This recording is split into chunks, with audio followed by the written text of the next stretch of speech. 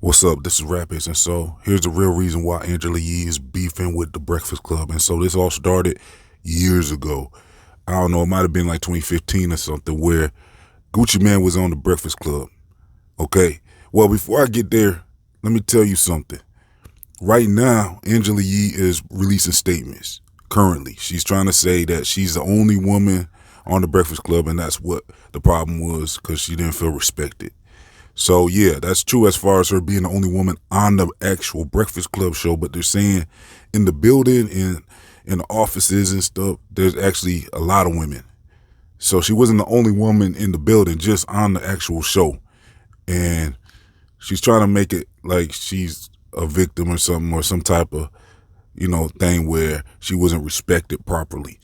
But that's cap, because I believe what's really going on is where I was talking about this original Gucci Mane interview from years ago on the Breakfast Club, where Gucci Mane was a guest and all three of them were interviewing him. And basically Gucci Mane started talking about how Angela Yee was trying to get up with him one day, and she got embarrassed because he was exposing her on live radio. And I'm not sure if he got disrespectful with it, but Angela Yee was trying to deny it, and Gucci Mane said, no, I can get the text messages, and he was like really busting around on the whole thing. So she was embarrassed about that, and she didn't want Gucci Mane on the Breakfast Club anymore after that. Now, years later, something happened with Gucci Mane where his name was popping, and all the other radio stations were interviewing Gucci Mane. But Breakfast Club couldn't interview Gucci Mane because Angela Yee banned him from the building. So Charlemagne went ahead and set up a private interview with Gucci Mane and did the interview on his own channel, on his own time. Angela Yee was pissed about that. So when Charlemagne came back to the Breakfast Club to do their show, Angela Yee was different from then on. Now, this was around 2018 or something. It might have been like 2018, 2019, or 2020, something like that. But basically, Angela Yee was never the same after that. She was pissed that Charlemagne did the interview with Gucci Mane privately. She thought like that was disrespectful. She's trying to insist that Gucci Mane was disrespectful, but really it seems like she was just embarrassed. But she's going to just drop the bag now with Gucci Mane over something that she's just not going to get over. Now she's showing how she holds on to stuff. So now, for years and years on the Breakfast Club, Angela Yee would not engage in dialogue with the other crew, DJ Envy and Charlemagne. Like, she was different. Basically, she would do her job. She would read the news. That was her job, pretty much, is to read the news reports. And then they usually talk stuff about what they just, the news reports. So they'll give their opinion. They'll give their opinion on the news, Charlemagne, Envy, and Angela Yee, after they report on the news. But now it was different because Angela Yee would not engage in dialogue. She'd just do her news report and shut up. She wouldn't say a word after that. They'd even try to get her to join in on a discussion, and she wouldn't. She refused. She might say one or two words, and she just was not going to be talking with them about anything. She's going to just do her job, read her report, and that's it. And this went on for years.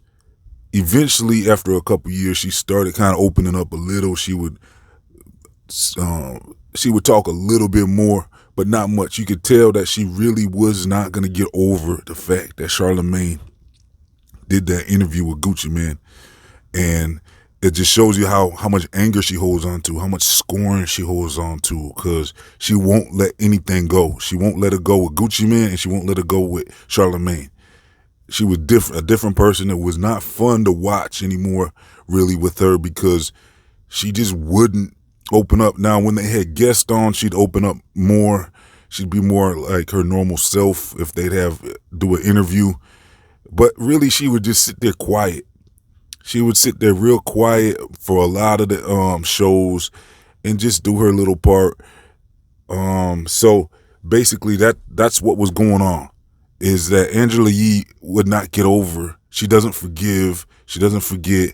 And she just holds on to stuff too tightly, and she can't get over things. She can't move on and just be a professional.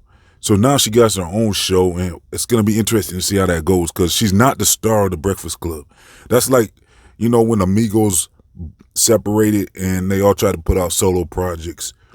So basically Quavo's solo project, it wasn't that well received. Takeoff's solo project wasn't well received.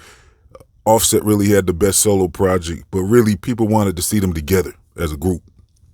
So with the Breakfast Club, it's kind of the same thing where they all kind of need each other. Even Charlamagne kind of like, they want to see him dialogue with others. Even though he's a star of the group, of the Breakfast Club, they really want to see Charlamagne dialogue with the others. That's what the audience is tuning into. They want to hear a conversation. They want to listen in on all three of them interacting.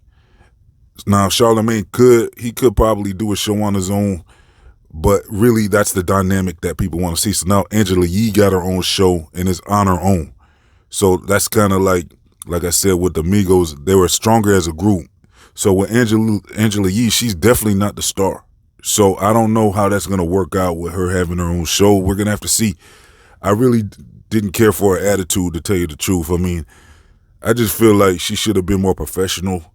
And just, the way she held on to that anger and that scorn and that, that resentment against Charlamagne and Gucci. I know they did her wrong, she feels like, but after a few years, you would think she would have just eventually let her go, possibly. I don't know. You can't tell anyone how they're going to respond to stuff, but I don't know. I just thought it didn't look good. It wasn't good radio.